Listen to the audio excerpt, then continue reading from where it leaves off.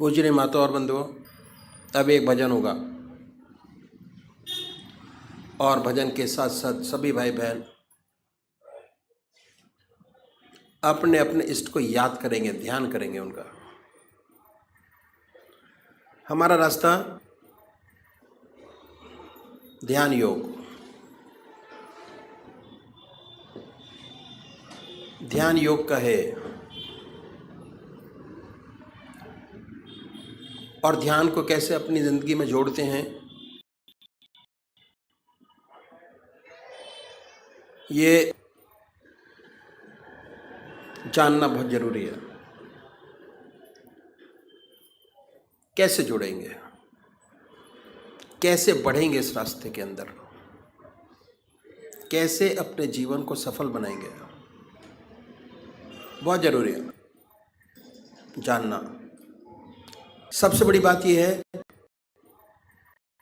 कि हमारा देश जो है आध्यात्मिक देश है और हमारे देश में 99% लोग ऐसे हैं जो परमात्मा को मानते हैं और अपने किसी न किसी ढंग से परमात्मा का पूजा करते हैं। तरीके अलग अलग हैं, 33 करोड़ देवी देवता हैं और हर 20 किलोमीटर पर भाषा बदल जाती है और परमात्मा का स्वरूप बदल जाता है।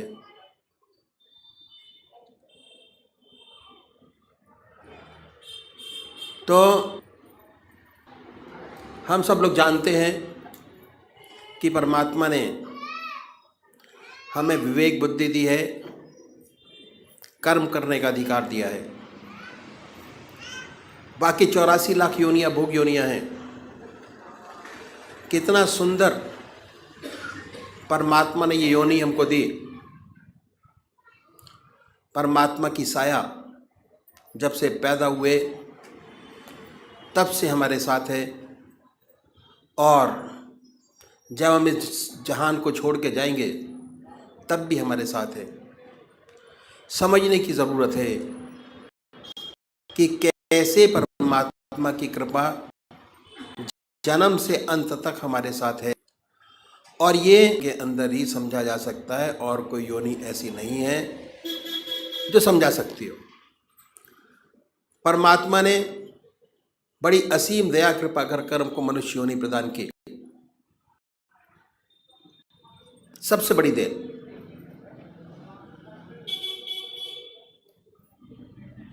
और हमारे सामने हमारे कर्म जो हम पहले जन्म में करके आए,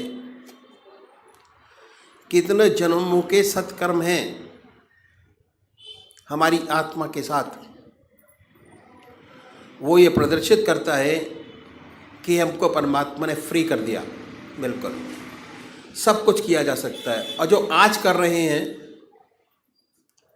उसका फल भोग आगे प्राप्त करेंगे।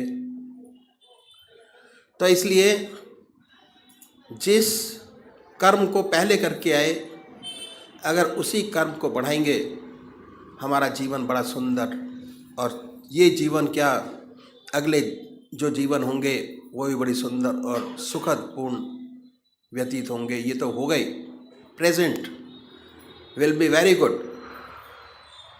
तो सबसे पहले हमको क्या करना है, हम मंदिर जाते हैं, भजन करते हैं, कीर्तन करते हैं, आरती करते हैं। ये पहले तरीके की पूजा है, फर्स्ट स्टेप ऑफ पूजा। मंदिर जाना, भगवान जी को जल चढ़ाना और भगवान जी को नहलाना, उनके कपड़े बनाना, भक्ति भाव, फर्स्ट टाइम पूजा पहली। इसका फ़ायदा बहुत ज़बरदस्त है, पर यह शारीरिक पूजा है। मन अपने काम में लगा रहता है और शरीर मंदिर जाते हुए आते हुए और उस समय भी स्थिर नहीं हो पाता। दूसरा तरीका है ध्यान योग, आनंद योग, सहज योग, मानसिक पूजा, मन से। उसमें शरीर तो इन्वॉल्व होता ही है, साथ साथ मन के अंदर ये धारणा रहती है कि हमारा इष्ट हमारे सामने विद्यमान है, और कंसंट्रेशन हमारा जो पहली पूजा है उससे थोड़ा अधिक बनना शुरू हो जाता है। हमारा रास्ता ध्यान योग का दूसरे नंबर का तरीका है, जिसमें मन और शरीर दोनों साथ साथ इन्वॉल्व होते हैं, और कंसंट्रेशन हमारा बहुत सुंदर और अच्छा बनता चला जाता है अपने इष्ट के चरणों में। तो सबसे पहली बात कि हमको एक इष्ट का चुनाव करना है। सबसे पहला काम जो साधक है, सबसे बड़ा उसका काम एक इष्ट का चुनाव करना, और वो भी जो आपकी आत्मा को सबसे प्यारा और सुंदर लगता है उसको चुने। कोई वे राम को मानते हैं, कोई कृष्ण को मानते हैं, कोई देवी को मानते हैं, कोई हनुमान जी को मानते हैं। जो जिसका इष्ट है, 33 करोड़ देवी देवता में अपने इष्ट को चुन लीजिए, जो आपकी आत्मा को सबसे प्यारा लगता है। 2 बत्ती अगरबत्ती जलाएं, बड़े प्यार से बैठिए सुखासन से। वो भी निश्चित कीजिए कि कौन सा आसन सब आपके मन को सबसे सुखदायी लगता है, जिसमें सबसे ज़्यादा सुख हो, उस आसन पर बैठें। उसके बाद धूप बत्ती अगरबत्ती जलाएं, धूप दीप करें, वातावरण शुद्ध करें, मन प्रसन्न हो। उसके बाद बड़े प्यार से बैठिए। अगर कोई भजन आपको आता है तो गाइए, नहीं आता तो भावना बनाएं। उसके बाद ये महसूस करें कि जो हमारा परमात्मा है, जिसमें परमात्मा की सबसे ऊंची भावना डाली हुई है, जो आपकी आत्मा को सबसे प्यारा लगता है, उसको ये महसूस करें कि वो हमारे सामने विद्यमान है, आपके सामने सशरीर बैठा हुआ है। अब वो फोटो में नहीं है, मूर्त में नहीं है, सशरीर हमारे सामने मौजूद है। ख्याल से उस पवित्र मूर्त को अपने सामने बनाएं और ये ख्याल करें, बड़ी बड़ी आंखें हैं, गोल चेहरा है, जटाएं हैं, सर्पों की माला है। आपका इष्ट जो आपके आंखों के सामने हमेशा आता है, उसको अपने सामने बनाइए, उस पर अपने मन को कंसंट्रेट करिए, उसी को देखिए। ना कोई और शक्ल बने, ना कोई और विचार आपके सामने आए, पर जैसे ही आप ये प्रोसेस शुरू करेंगे, ऐसे ऐसे विचार आपके सामने आएंगे जो आपने जिंदगी में कभी सोचे नहीं होंगे। उन विचारों को हटाएं, फिर अपने इष्ट की याद में लगिए। फिर अपने विचार को हटाएं, अपने इष्ट की याद में लगिए। अगर आज ये ध्यान करते हुए, अपने इष्ट की मूर्त बनाते हुए, दिल की हर धड़कन से अपने इष्ट का नाम लेते हुए अगर 100 विचार 1 मिनट में आते हैं, तो कुछ समय बाद अगर यही प्रैक्टिस आपने जारी रखे, उन विचारों में कमी आएगी, और उसके बाद एक दिन ऐसा आएगा कि आप बैठे होंगे और आपका इष्ट सामने होगा, ना कोई विचार होगा ना ख्याल। उसमें ऐसे तल्लीन होंगे, ऐसे खोए होंगे, कितनी मन को शांति मिलेगी। जितना मन पर भार होगा वो हल्का होगा, और ऐसी ऐसी समस्याएं हल होंगी जो जिंदगी में आपने सोचे नहीं होंगे कि ये भी हल होंगी। बहुत सुंदर समा होगा, बहुत मन खुश होगा। मन खुश, आत्मा खुश, प्रसन्नता ही प्रसन्नता है। समाज खुश, दूसरे वो भाई हैं जो निराकार भगवान के उपासक हैं, ओम, अल्लाह, वाहिगुरु, वो नाम को चुने, बड़े प्यार से बैठिए और ये सुखासन से और ये ध्यान कीजिए कि हमारे मन से ओम नाम निकल रहा है, या जो नाम आपने चुना है वो निकलता है और वाइब्रेट करता है पूरे शरीर के अंदर। उसके वाइब्रेशंस को महसूस करें, उसकी प्रेजेंस को महसूस करें और उसके आनंद से आनंदित होइए। ये पूरा रास्ता ध्यान योग का आनंद ही आनंद का है। बस थोड़ा समझने की ज़रूरत है। जैसे जैसे चीज़ें आपको समझ आती चली जाएंगी वैसे आपका मन, हमारे शरीर के अंदर आनंद, चैतन्यता, खुशी हमारे मन के अंदर ही, हमारी आत्मा में है। जैसे जैसे उसकी पहचान होती चली जाएगी, उसके नज़दीक होते चले जाएंगे, आप आनंदित रहेंगे और सुंदर काम होगा, समाज की बेहतरी होगी और बड़ी सुंदर अवस्था आपकी होगी। तो अभी एक भजन होगा और भजन के साथ साथ सभी भाई बहन अपने अपने इष्ट का ध्यान करेंगे। ध्यान मूलम गुरुर्मूर्ति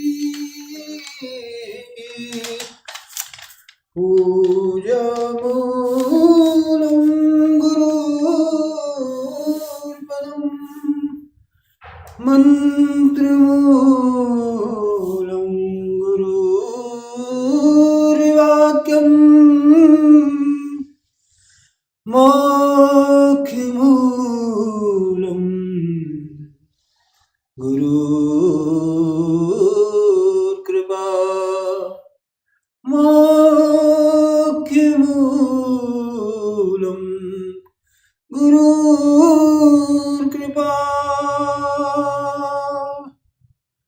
प्रभु चिंतन करो प्रभु प्यारो, प्रभु चिंतन करो प्रभु प्यारो। दो घड़ी मन प्रभु में लगा लो, दो घड़ी मन प्रभु में लगा लो। प्रभु चिंतन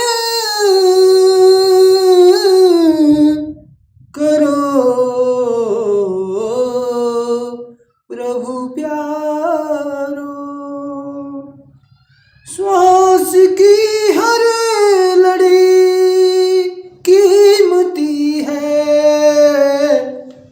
श्वास की हर लड़ी कीमती है। व्यर्थ जाने से इनको बचा लो, श्वास की हर लड़ी कीमती है। व्यर्थ जाने से इनको बचा लो, व्यर्थ जाने से इनको बचा लो। प्रभु चिंतन करो प्रभु चिंतन करो प्रभु प्यारो। दो घड़ी मन प्रभु में लगा लो, हर तरफ से बुद्धि हटाकर, हर तरफ से बुद्धि हटाकर देखो परमात्मा में लगाकर। हर तरफ से बुद्धि हटाकर देखो परमात्मा में लगाकर। मन खुशियों से भर जाएगा, मन खुशियों से भर जाएगा। जरा देखला कर, आचरण में जरा देखला कर। ज्ञान मंथन करो दुलारो, ओ ज्ञान मंथन करो दुलारो। ज्ञान का दीप फिर से जला लो, ज्ञान का दीप फिर से जला लो। प्रभु चिंतन करो प्रभु प्यारो, दो घड़ी मन प्रभु में लगा लो। श्वास की हर लड़ी कीमती है, व्यर्थ जाने से इनको बचा लो, व्यर्थ जाने से इनको बचा लो। अपने अंतर की ज्योति जलो, अपने अंतर की ज्योति जला लो। प्रेम शांति का किरणें फैला लो, प्रेम शांति की किरणें फैला लो। ये जन्म अब सफल हो तुम्हारा, अपने जीवन को सुखमय बना लो। ये जन्म अब सफल हो तुम्हारा, अपने जीवन को सुखमय बना लो। आत्मचिंतन करो दुलारो, प्यास जन्मों की अपनी बुझा लो। आत्मचिंतन करो दुलारो, प्यास जन्मों की अपनी बुझा लो। प्रभु चिंतन करो प्रभु प्यारो, दो घड़ी मन प्रभु में लगा लो। श्वास की हर लड़ी कीमती है, व्यर्थ जाने से इनको बचा लो, व्यर्थ जाने से इनको बचा लो।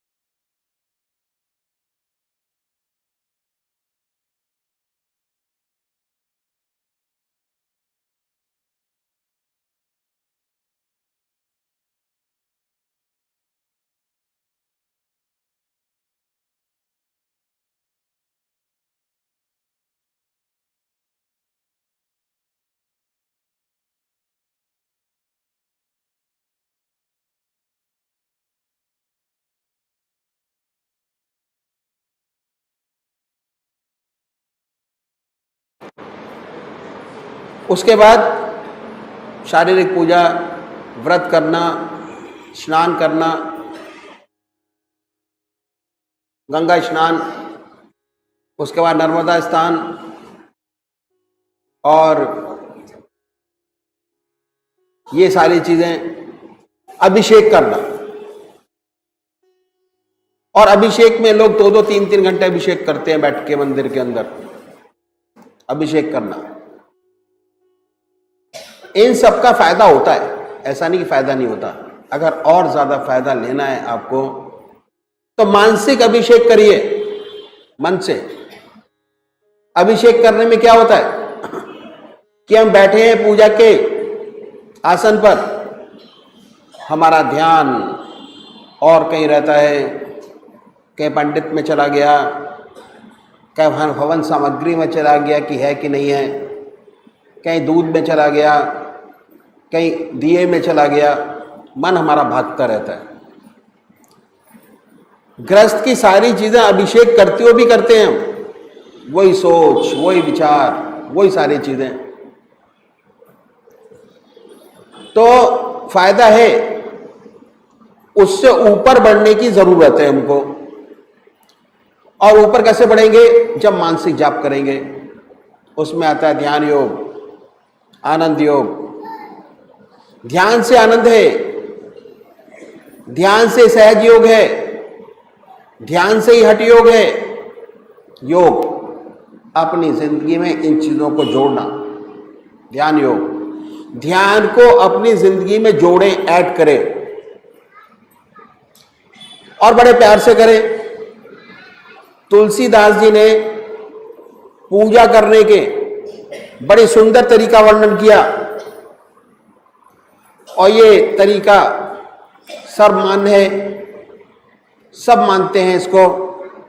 उन्होंने कहा है पूजा करने के लिए 2 विशेष गुण हमारे सामने रखे, पहला विनय और दूसरा प्रेम। जब तक 2 गुण अपने इष्ट के प्रति पैदा नहीं हो जाते तब तक सच्ची पूजा नहीं बनती।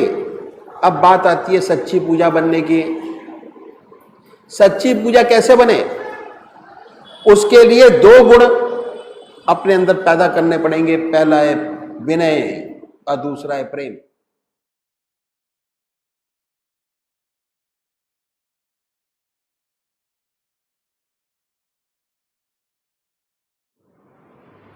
పరమ పూజ్య గురుదేవులు ఏమని తెలియచేశారంటే, చాలా సంతోషం మీరందరూ కూడా సత్సంగం వెళ్తున్నామని తెలియచేశారు.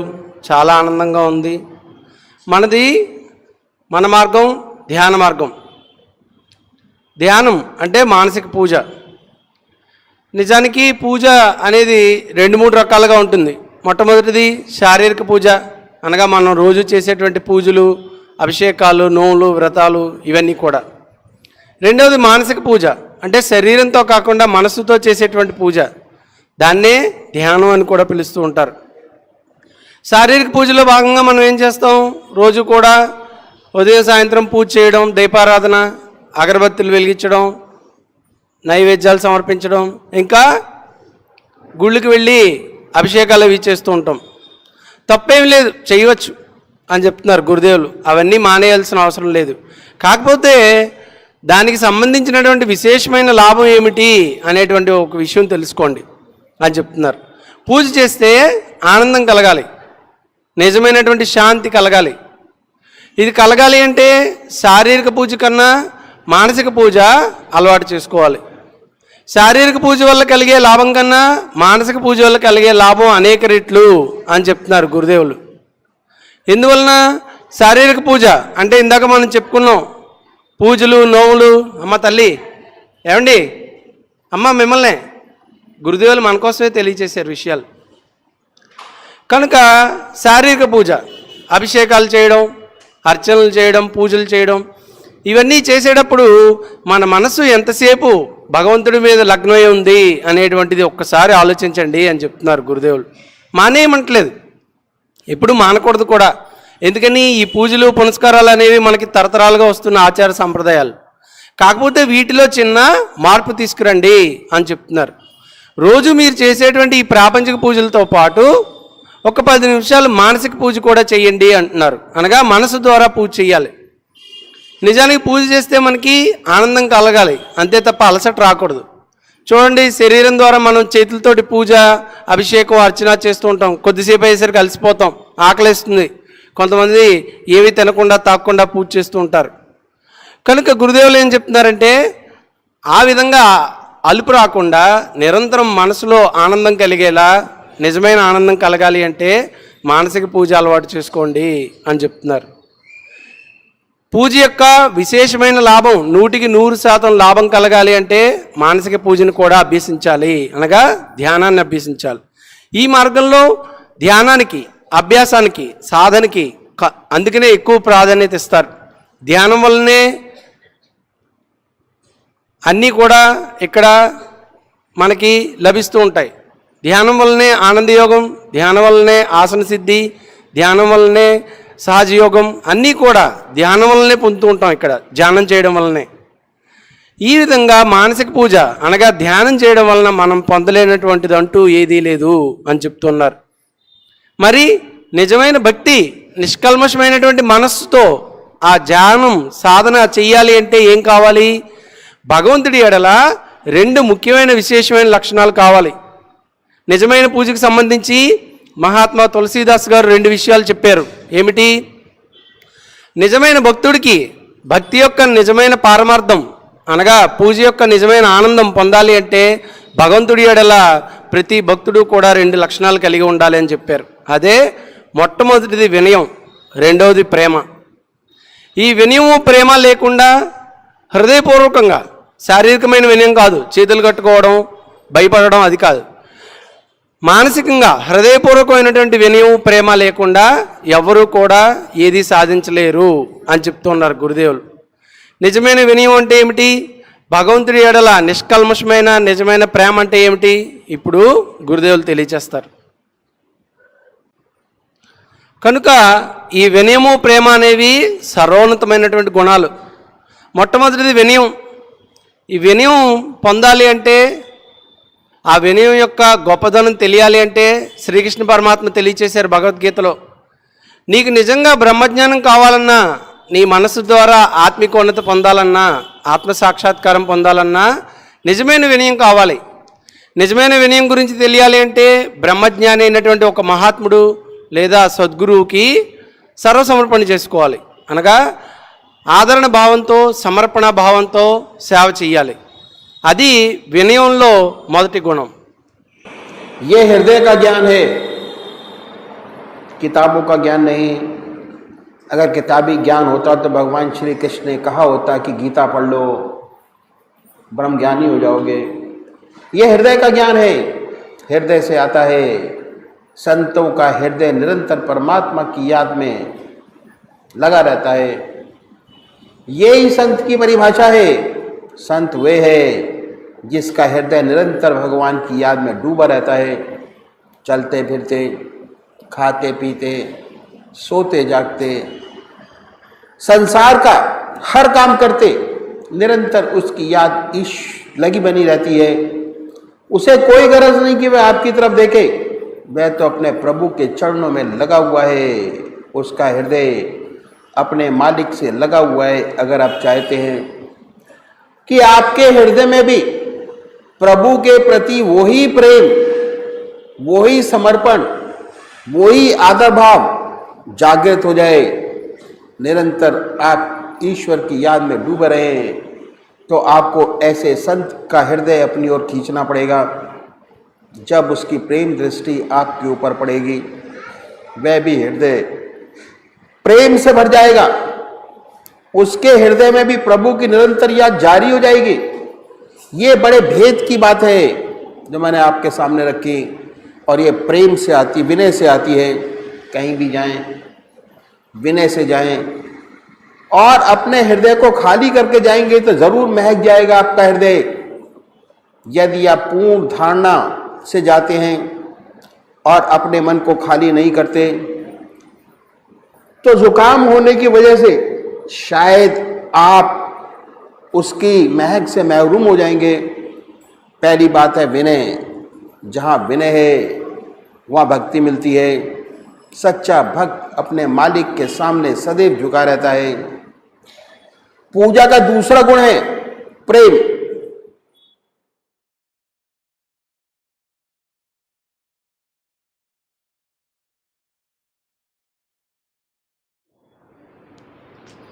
కనుక మనం ఇప్పుడు ఆచరించేటువంటి తెలుసుకోదగినటువంటి ఈ బ్రహ్మజ్ఞానం అనగా మనసు ద్వారా సాధన ద్వారా కలిగేటువంటి ఆత్మజ్ఞానం ప్రవచనాల వల్ల వచ్చేది కాదు. ఇది హృదయ విద్య. బ్రహ్మజ్ఞానం పొంది తరించినటువంటి ఒక సంత మహాత్ముడు లేదా సద్గురువు యొక్క హృదయం నుంచి మాత్రమే మరొక హృదయంలోనికి ప్రవేశపెట్టబడేటువంటి హృదయ విద్య. పరమాత్మను తెలుసుకునేటువంటి బ్రహ్మజ్ఞానం అనేది ఒక హృదయం నుంచి ఇంకొక హృదయంలోకి ప్రవేశపెట్టబడేది. కనుక అటువంటి సంత మహాత్ముడి యొక్క హృదయాన్ని మన వైపు ఆకర్షించుకోవాలంటే కావలసింది మొట్టమొదటి గుణం వినయం. వినయం అనేది ఎంత మహత్తరమైనది అంటే, ఏ భక్తుడి యొక్క హృదయంలో వినయ విధేయతలు ఉంటాయో తన సద్గురువు పట్ల కానీ తన ఇష్టదైవం పట్ల కానీ, అటువంటి హృదయం పరిమళ భరితంగా సువాసన భరితంగా వెదజల్లుతూ ఉంటుంది నలుదిశలా కూడా భక్తిభావాన్ని. అటువంటి హృదయమే సద్గురువుని నీ వైపు ఆకర్షిస్తుంది. అటువంటి హృదయం వైపే సద్గురువు తన యొక్క ఆత్మిక శక్తి ప్రసరణని చేస్తూ ఉంటారు. కనుక మనం ఎల్లప్పుడూ కూడా గురువు వద్దకు వెళ్ళినా, మహాత్ముడి వద్దకు వెళ్ళినా, పరమాత్మ దర్బార్లోకి వెళ్ళినా సరే ఎంతో వినయ విధేయతలతో వెళ్ళాలి. వెళ్ళేటప్పుడు మన హృదయాన్ని మనసుని పూర్తిగా ఖాళీ చేసుకుని వెళ్ళాలి. ఒకవేళ మనం గనక హృదయంలో ప్రాపంచిక ఆలోచనలు అన్నీ నింపుకుని వెళ్ళినట్లయితే భగవంతుడి నుంచి లేదా సద్గురువు నుంచి వచ్చేటువంటి ఆత్మిక శక్తి ప్రసరణ ఎంత మాత్రం కూడా మన హృదయంలోకి ప్రవేశించదు. చూడండి, జలుబు చేసిన వ్యక్తికి సువాసన భరితమైనటువంటి ఒక పుష్పాన్ని తీసుకువెళ్ళిస్తే అతడికి దాని సువాసన ఏ విధంగా తెలియదో, అదేవిధంగా ప్రాపంచిక ఆలోచనలతో హృదయాన్ని నింపుకున్నటువంటి వ్యక్తి సద్గురువు సంత మహాత్ముడి వద్దకు వెళ్ళినా సరే ఆయన యొక్క ఆత్మజ్ఞానాన్ని ఏమాత్రం స్వీకరించలేడు. కనుక మహాత్ముల వద్దకు ఎప్పుడు వెళ్ళినా సరే వినయ విధేయతలతో వెళ్ళాలి. భగవంతుడి ఎడల నిజమైన ప్రేమ కలగాలి అంటే మొట్టమొదట కావాల్సింది అత్యున్నత గుణం వినయం. నిజమైన భక్తుడు ఎంతటి వినయ విధేయతలతో ఉంటాడు అంటే, తన సద్గురువు తన యొక్క గురువు సర్వస్వం అయినటువంటి వ్యక్తి వద్దకు వెళ్ళేసరికి తనను తాను సర్వసమర్పణ చేసుకుంటాడు. ఎంతో వినయ విధేయతలతో వంగి వంగి ఉంటాడు. అటువంటి సాధకుడే తన సద్గురువు నుంచి తనకి కావలసినటువంటి బ్రహ్మజ్ఞానాన్ని పొందుతాడు అని చెప్తున్నారు. दूसरा गुण है प्रेम। प्रेम एक छोटा शब्द है, बहुत 2.5 अक्षर का बना है, पर बड़ा इंपॉर्टेंट है, महत्व है। बिना प्रेम के परमात्मा नहीं मिलता। अगर परमात्मा से प्रेम करेंगे तो परमात्मा की याद बार बार आती रहेगी। कहा है, राम ही केवल प्रेम प्यारा, जान लही जो जानन हारा। परमात्मा से प्रेम की प्राप्ति होती है। प्रेम के 5 गुण हैं, और वो क्या है? पहला प्रेम का गुण है अदब, दूसरा है लज्जा शर्म और हया, तीसरा है विश्वास, चौथा है संतोष, 5वां गुण है त्याग और इसार। 5 गुणों से मिलकर प्रेम की सच्ची पहचान होती है। ये प्रेम की कसौटी है। प्रेम 5 गुणों पर अपने प्रेम को कसकर देखें कि कितना प्रेम आपका सत्संग से है, कितना प्रेम आपका आपके इष्टदेव से है, कितना प्रेम आपका परमात्मा से है, और उसके अनुसार कितनी कृपा दृष्टि उसकी आपके ऊपर है। उसकी कृपा आपको प्राप्त हो रही है।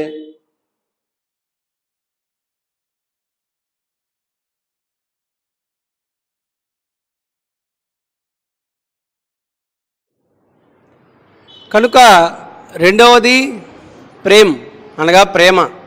ఇందాక మనకి వినయం గురించి తెలియజేశారు. ఇప్పుడు రెండవ అత్యున్నత గుణం ప్రతి భక్తుడికి కలిగి ఉండవలసింది ప్రేమ.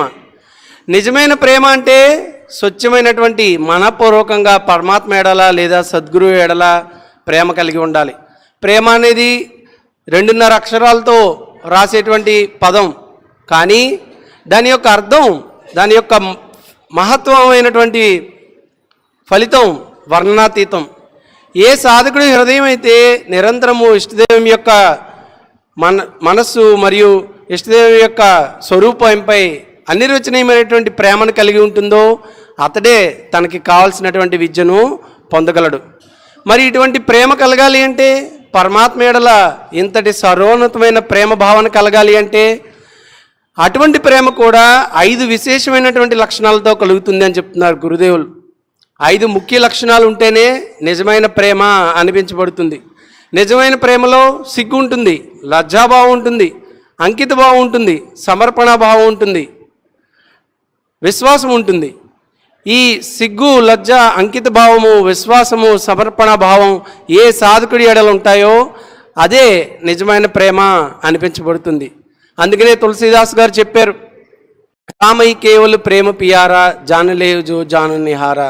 అనగా పరమాత్మ ఏ హృదయంలో అయితే నిష్కల్మషమైనటువంటి ప్రేమ కలిగి ఉన్నాడో, ఏ సాధకుడైతే ప్రేమ అనేటువంటి అమృత రసాన్ని తాగి ఉన్నాడో అటువంటి వ్యక్తి వద్దే రామచంద్రమూర్తి అనగా భగవంతుడు వచ్చి అటువంటి హృదయంలోనే నివసిస్తాడు అని తెలియచేస్తున్నారు.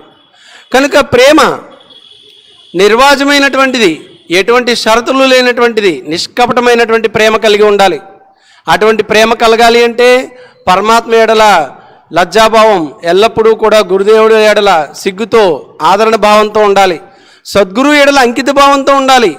సద్గురువుకి, బ్రహ్మజ్ఞానికి అనగా మన సర్వస్వం అయిన ప్రీతము గురుదేవులకి సమర్పణ భావంతో, అంకిత భావంతో ఉండాలి. అటువంటి సాధకుడి హృదయంలోనే ప్రేమ అనేటువంటి సువర్ణమైన పుష్పం అంకురిస్తుంది, పుష్పించి వికసిస్తుంది.